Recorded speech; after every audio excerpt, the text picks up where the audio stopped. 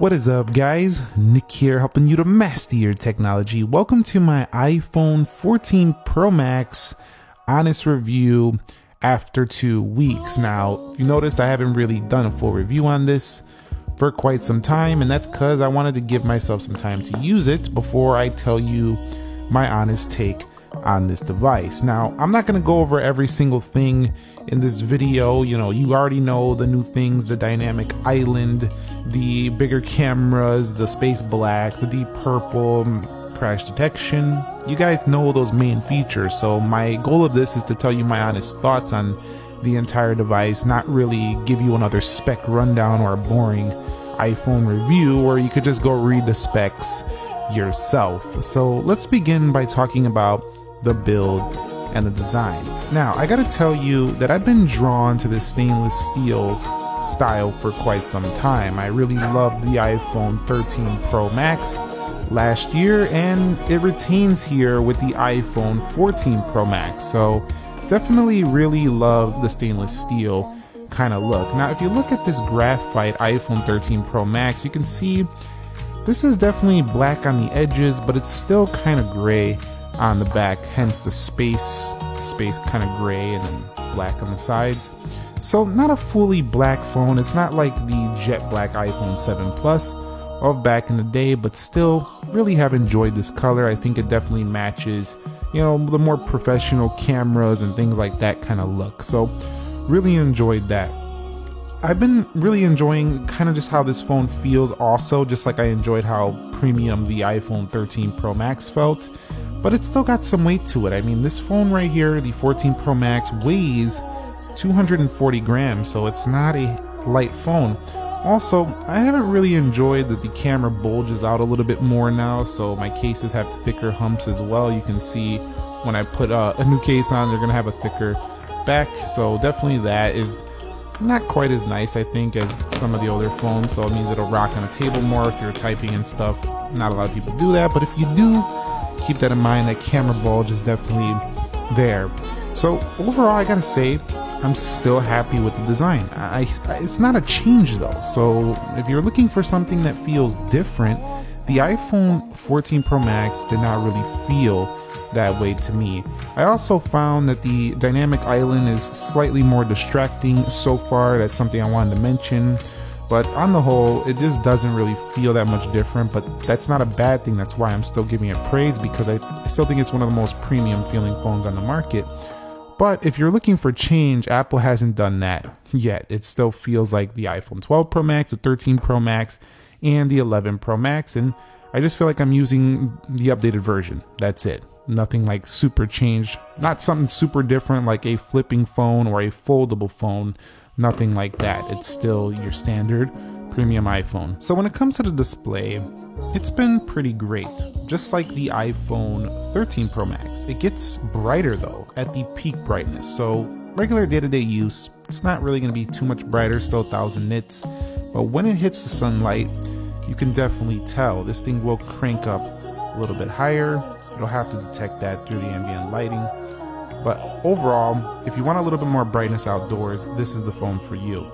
That brightness, however, has been shown to drain a little bit more battery, so keep that in mind versus last year's phone. We do have True Tone Night Shift Dark mode, but sometimes, just like other iPhones, if this phone gets too warm under that high brightness, the iPhone will automatically dim it, so I don't like that.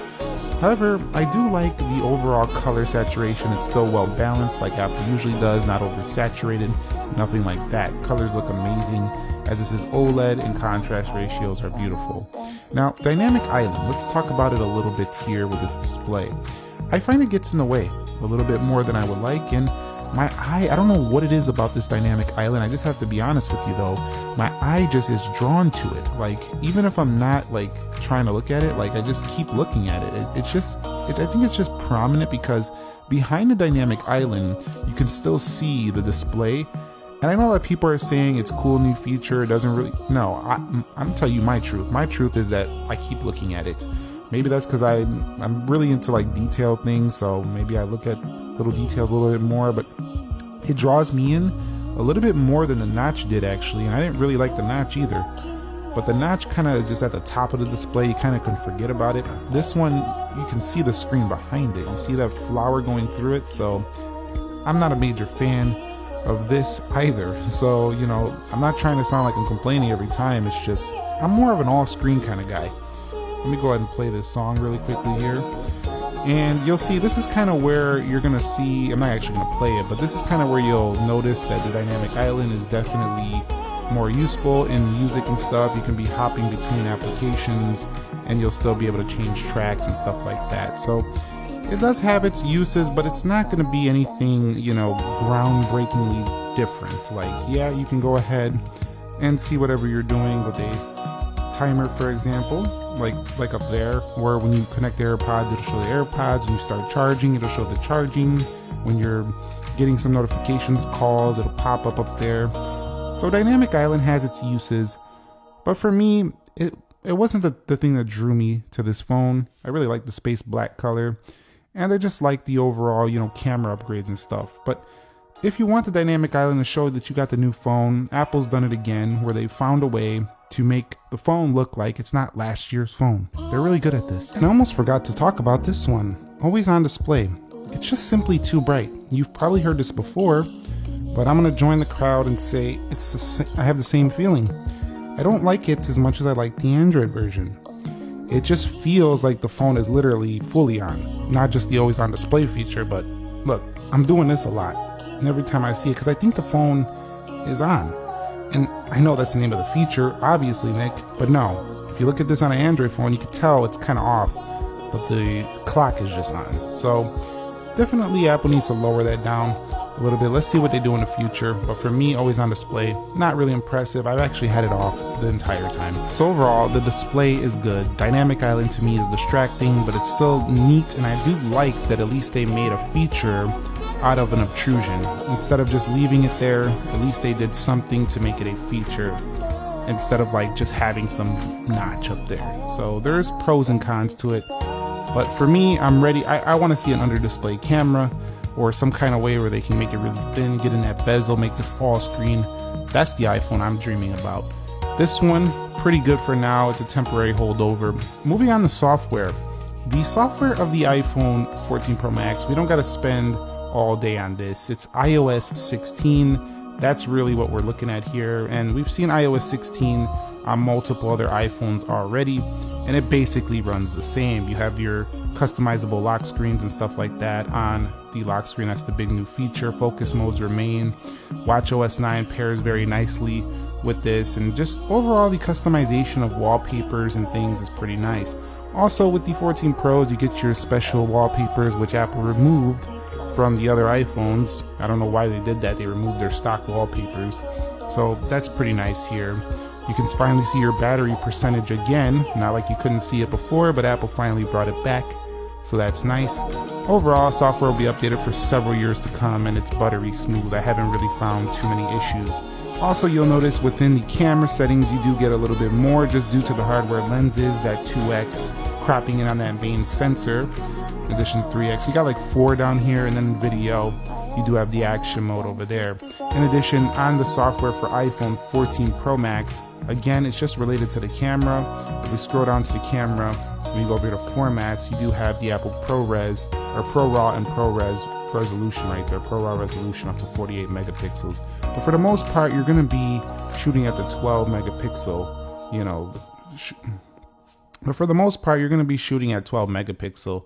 So 48 megapixel just takes up a lot of space, and it's kind of pointless, honestly, unless you're going to be blowing up, you know, pictures and stuff like that. Software performance, A16, how does that go? Well, you've seen on my speed test, it performs just like the A15. Most people aren't seeing a major difference. Yes, Geekbench is showing bigger scores as always, and down the line, as always, the newer chip should get a little bit more software support, should be a little bit smoother when you're 4 or 5 years down the line, but a lot of people don't keep their iPhones that long. Still rocking that 6 gigabytes of RAM though, and honestly I would have liked to see 8. I want to see some more spec upgrades if we're going to pay another $1,000 plus for this iPhone 14 Pro Max. But overall performance, software, buttery smooth, fast, no glitches, no lags, animations are butter.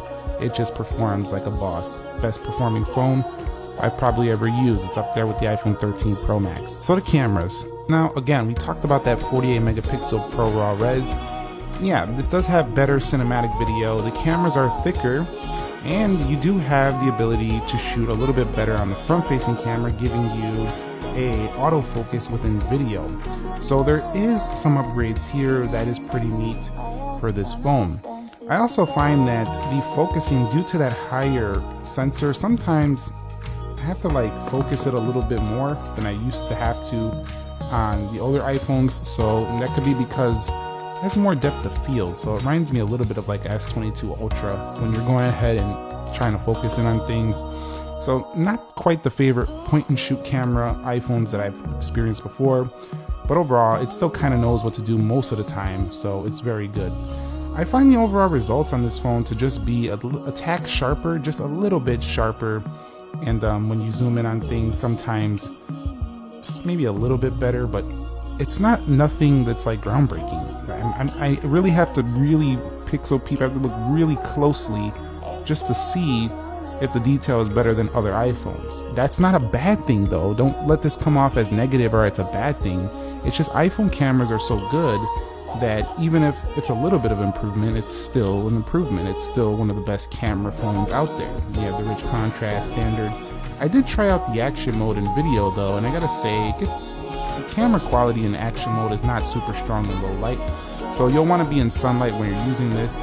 But overall, the cinematic video, it's pretty cool. You can do 4K 24 now, and you can also do cinematic on the front-facing camera as well. So you do have 4K 24 there as well. So they're definitely adding to the Pro line of things, but you got to ask yourself, how much are you going to use these extra features? Because these are actually one of the bigger upgrades of this phone. If you don't think you're going to be using all of those, I don't know how big of an update this is going to be for you. You can even see that within the dynamic island, it does show when it's using audio and camera there, and those nice dots right there. So definitely you'll want to go ahead and decide if that's going to be a major update from you if you're coming from something like 13 Pro Max.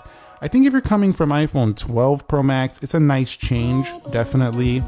If you're coming from 11 Pro Max, this is more of the update to go to, but I took a few photos and I took some videos as well. Just go ahead and take a look at some of the samples and make a decision if this is something you want to go ahead and upgrade to. Enjoy.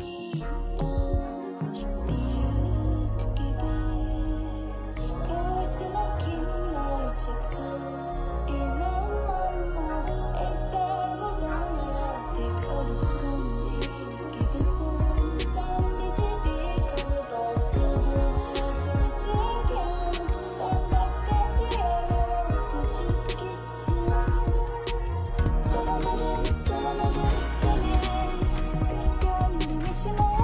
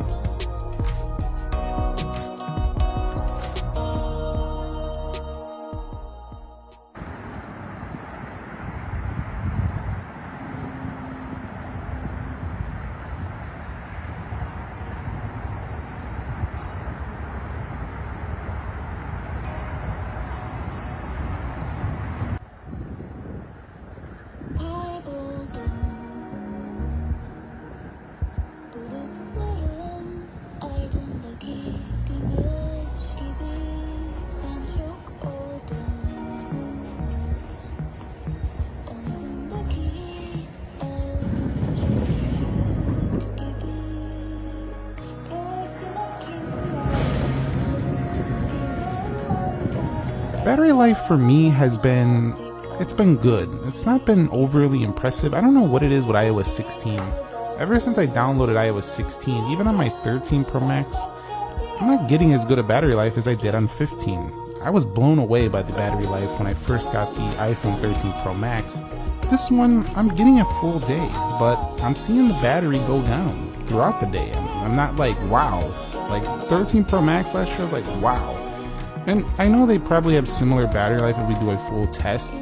Same time, I don't know if this is 16 related or whatever, but I'm only making it a full day. I have to charge every night with the 14 Pro Max for sure. Maybe it's the higher brightness, I'm not sure. I'm not using it really any differently, but it's still better than basically most flagship Android phones I've tried. At the same time, it doesn't get too warm, this phone, so I still think it's very efficient and it lasts very good, so it's still going to be recommended. But if you've had a Max like the 11 Pro Max, 12 Pro Max, 13 Pro Max, this is just going to be right in line with those phones, getting through a full day and maybe a slightly more, but not like extending into 2 or 3 days. That's not what I've seen with this phone. Now, audio performance was also great. Deep, rich, good sound.